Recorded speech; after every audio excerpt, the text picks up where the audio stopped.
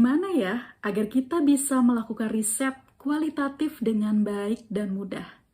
Kita bisa mulai dengan memahami apa saja yang perlu kita persiapkan sebelum melakukan riset kualitatif itu sendiri. Di video ini, kita akan bersama-sama belajar mengenai persiapan riset kualitatif.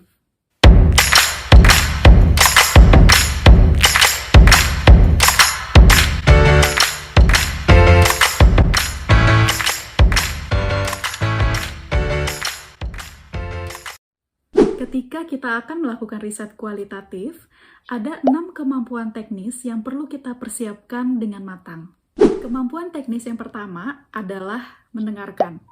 Dalam bahasa Inggris, kata tersebut bisa diterjemahkan menjadi listening atau hearing.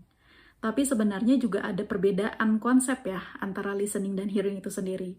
Kalau listening biasanya kita akan mendengarkan informasi dengan penuh perhatian, dengan penuh seksama.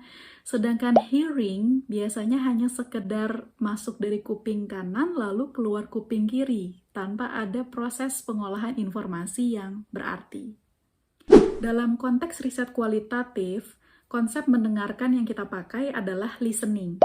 Jadi kalau kita melakukan interview dengan narasumber, tugas kita tidak hanya sekedar mendengarkan dan mencatat apa yang mereka sampaikan secara langsung, tetapi kita juga perlu menangkap makna tersirat dari berbagai bentuk komunikasi nonverbal yang mereka sampaikan.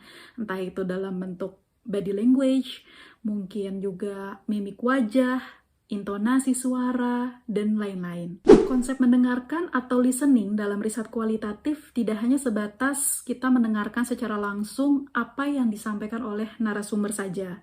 Tapi ketika kita membaca dokumen tertulis, lalu kita memahami ada informasi yang bisa kita gunakan untuk riset kita, itu juga termasuk ke dalam mendengarkan. Selain itu, juga ketika kita melakukan pengamatan terhadap lingkungan sekitar kita, lalu mengamati interaksi sosial yang terjadi, itu juga termasuk kemampuan mendengarkan yang harus dimiliki dalam riset kualitatif. Kemampuan teknis yang kedua adalah kemampuan bertanya dengan baik.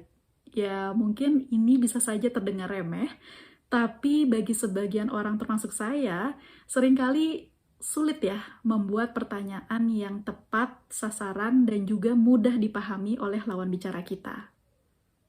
Memiliki kemampuan mendengarkan yang baik bukan berarti kita menjadi pasif untuk bertanya. Karena ingat, dalam riset kualitatif, kemampuan bertanya itu adalah hal yang kritis. Dia menjadi penentu kita apakah kita bisa mendapatkan informasi yang berkualitas dari narasumber atau tidak. Gimana caranya agar kita bisa bertanya dengan baik? Ya, tentunya ini butuh latihan dan juga sebaiknya diuji coba dulu daftar pertanyaan untuk narasumber ke diri kita sendiri. Sehingga nantinya kita bisa mengukur kurang lebih pertanyaan mana sih yang masih kurang tepat dalam penyampaiannya atau masih sulit dimengerti. Kemampuan teknis yang ketiga adalah kemampuan untuk menguasai topik riset kita dengan baik. Seringkali hal ini luput dari kita, karena kita sudah terlalu disibukkan dengan bagaimana nanti pengambilan data, siapa narasumber kita, dan lain-lain. Padahal, untuk mempelajari riset-riset sebelumnya yang masih satu topik dengan kita, itu juga sangat penting dilakukan, agar nantinya desain riset kita menjadi lebih baik, dan tentunya tidak mengulang riset yang sudah ada.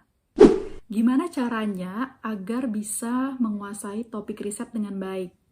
Ya, yang pertama, buat dulu diri kita nyaman dengan topik yang sudah kita tentukan sebelumnya.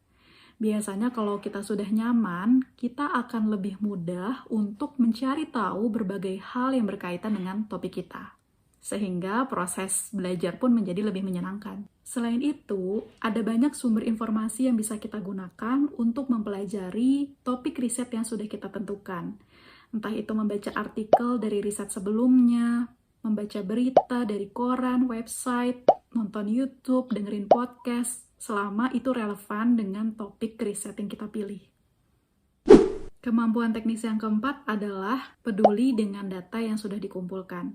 Kalau kita mengalami kehilangan data, ya memang kita bisa saja mengulang untuk mengambil data yang serupa. Tapi biasanya originalitasnya akan berbeda karena kita tidak lagi berada dalam kondisi dan situasi yang sama seperti pengambilan data yang pertama kali. Peduli dengan data bisa dilakukan dengan hal yang sederhana, seperti seberapa rapi kita telah menyimpan data-data tersebut di dalam laptop atau komputer kita, atau juga apakah kita sudah membuat backup dari seluruh data yang kita punya. Kemampuan teknis yang kelima adalah multitasking, atau kemampuan kita dalam mengerjakan beberapa pekerjaan dalam satu waktu. Contoh multitasking dalam riset kualitatif yang sering dijumpai adalah saat kita mewawancarai narasumber, bisa saja kita sedang menyiapkan untuk bertanya pertanyaan selanjutnya. Tetapi di saat yang bersamaan, kita pun juga perlu mencatat jawaban narasumber saat itu. Kemampuan teknis yang keenam adalah kegigihan. Kita perlu fokus untuk menyelesaikan riset hingga akhir dengan baik. Karena di riset kualitatif, seringkali kita akan berinteraksi dengan berbagai tipe orang yang mungkin tidak kita ketahui sifat mereka, karakter mereka. Jadi itu bisa menjadi tantangan terbesar dalam riset kualitatif. Gimana? Udah tahu kan 6 kemampuan teknis yang perlu disiapkan dalam riset kualitatif?